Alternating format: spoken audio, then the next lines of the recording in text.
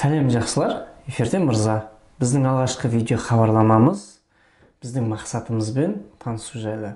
Біздің бұл бағытта жасайтын еңбектеріміз ол информациялық әлемдегі IT саласының инновациялық әлемді барынша түсінікті, қызықты, қарапайым тілмен сіздерге жеткізу болмақ. Қазіргі заман бір орында тоқтап тұрған жоқ.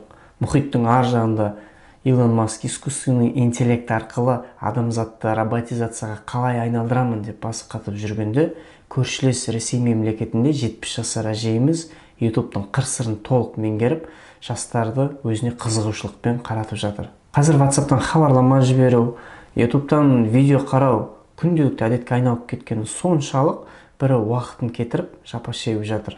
Ал бірі көрушінің уақытын ұрлау арқылы пайда тауып жатыр. Біз сіздерге әлеуметтік желі арқылы пайдалы ақпараттарыңызбен дұрыс бөлісу арқылы және сапалы форматта, қызықты форматта жүргізіп, пайда табуды үйрететін боламыз. Бізбен бірге болыңыздар. Келесі хабарламаны күтіңіз.